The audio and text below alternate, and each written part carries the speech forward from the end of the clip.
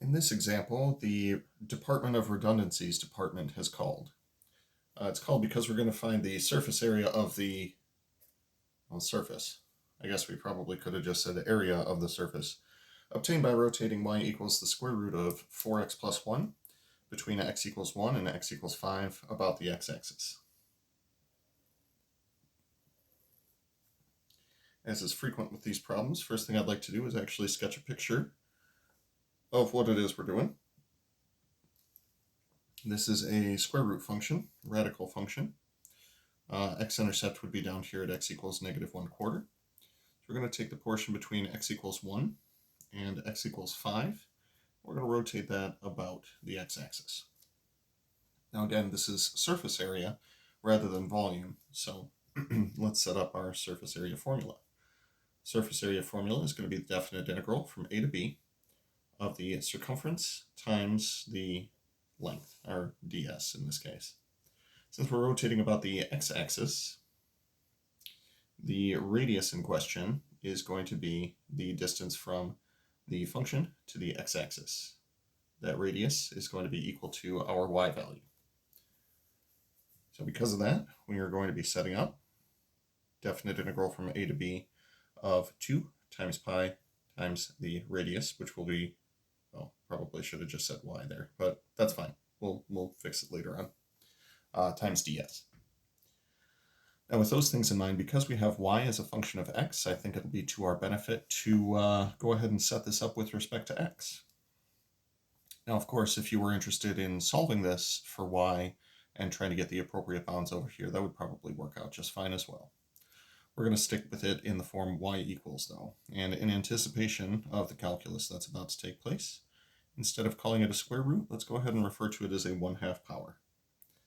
To start setting up ds, we'll take a derivative of this. It'll be 1/2 times 4x plus 1 raised to the -1/2 power, and the chain rule says multiply by the derivative of the inside, which will be 4.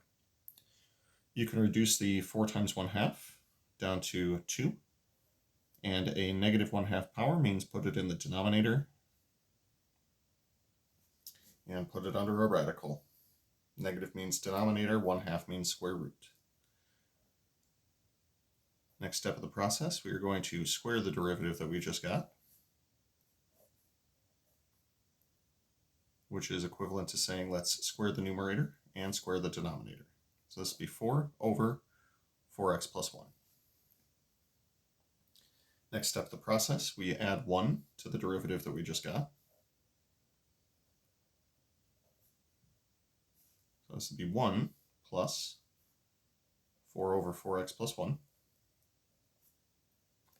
We get a common denominator for these. That'll be 4x plus 1 over 4x plus 1 plus 4 over 4x plus 1.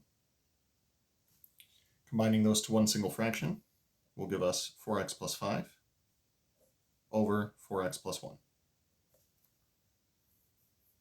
Good stuff so far.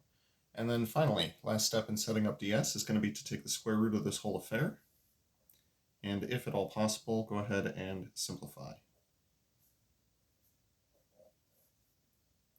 So it'll be the square root of 4x plus 5 over 4x plus 1. And I'm not seeing a whole lot that we can do with this, so we'll just leave it as is for the time being. So a big important thing that we get out of this is that ds is going to be equal to this radical that we just obtained, square root of 4x plus 5 over 4x plus 1 times dx.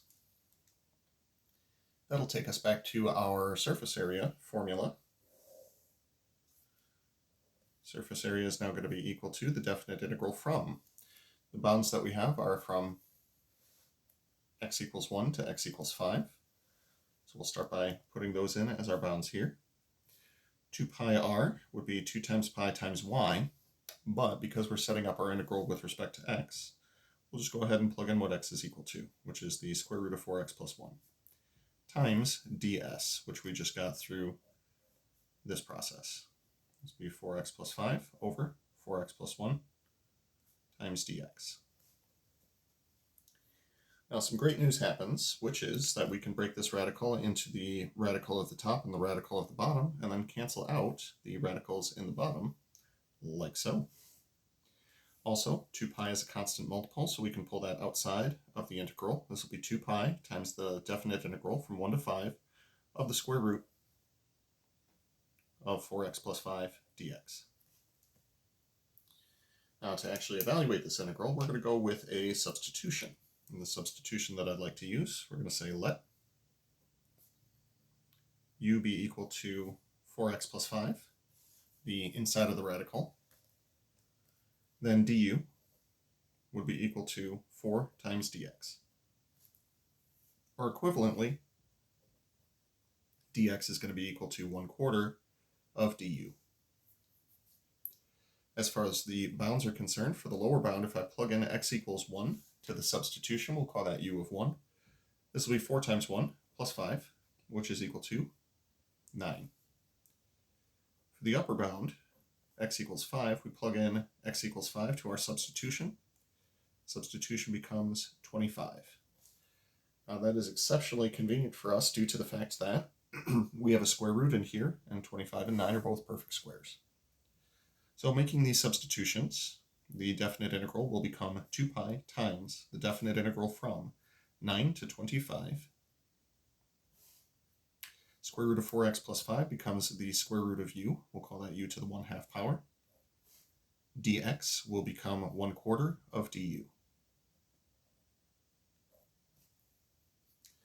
So 2 things for my next step. I'm going to take the 1/4 that is a constant multiple and pull it outside of the integral. 2 pi over 4 will reduce to pi over 2. And the other thing I'd like to do is actually integrate our u to the 1/2 power. Power of u goes up by 1, and we divide by the new power, 2/3. Taking a look at the bounds now, we can go ahead and plug those in and see if we get a decent looking answer. We can also simplify by taking the pi over 2 times 2/3 and simplifying to pi over 3. Then take our 25 and 9 and plug those in. That'll be 25 to the 3/2 power minus 9 to the 3/2 power. A 3/2 power can be interpreted as cube and take a square root in either order. I'm going to go with take a square root first. Square root of 25 is 5. 5 cubed is 125. Square root of 9 is 3. 3 cubed is 27. Subtracting these two numbers will give us 98 for a final answer of 98 pi over 3.